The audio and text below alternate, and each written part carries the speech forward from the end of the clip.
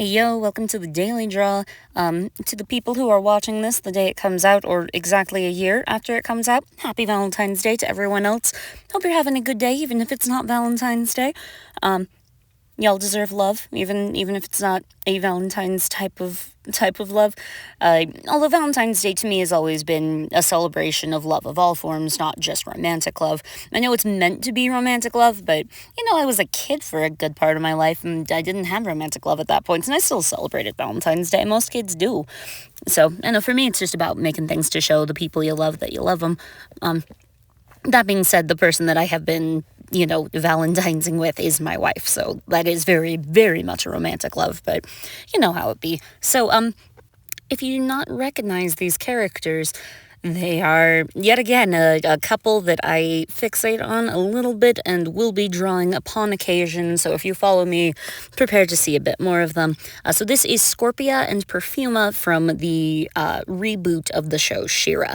So She-Ra Princesses of Power, I believe, is the name of the reboot. I don't know, I call it She-Ra because that's a million times easier to say than whatever, weird tagline they got on with it.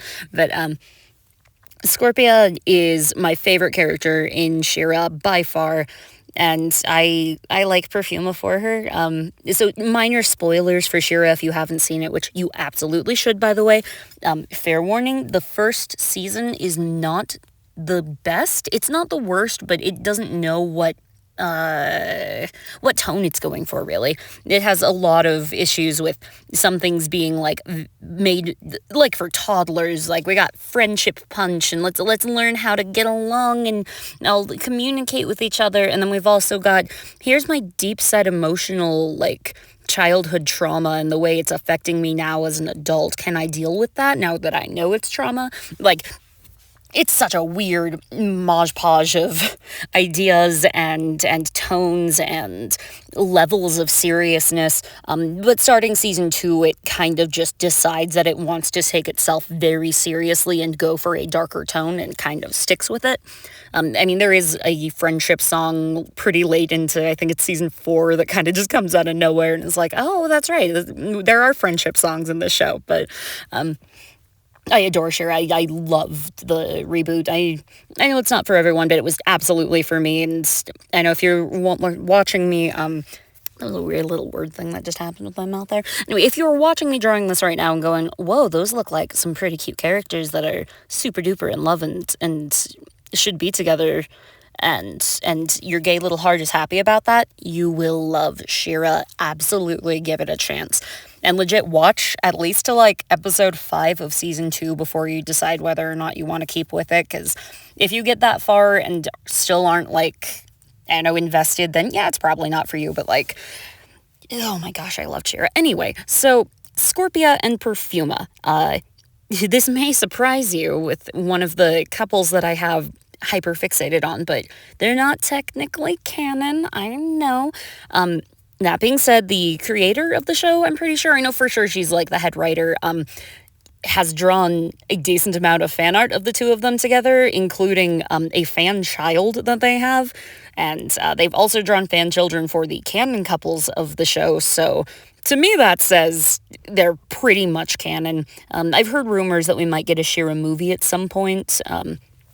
At the point I'm at, I don't know if that's an actual thing that'll happen. There hasn't been an official announcement. It's just rumors. But if it is real, I just let them be together. Please just let Scorpia and Perfuma be happy. Because Scorpia deserves everything in the world.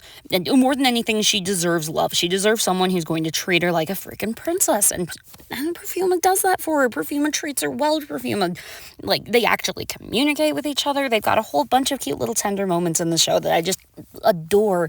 But, they're both pretty far in the background side characters. Scorpia, not so much. She has a whole big arc that's really important. But Perfuma does very little.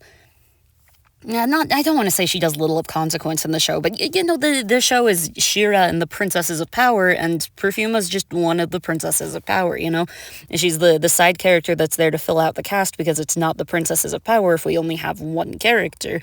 And not to be like this, but when the original show was made, all of the characters existed because it's not a good show to sell dolls if there's only one character that we can make dolls of.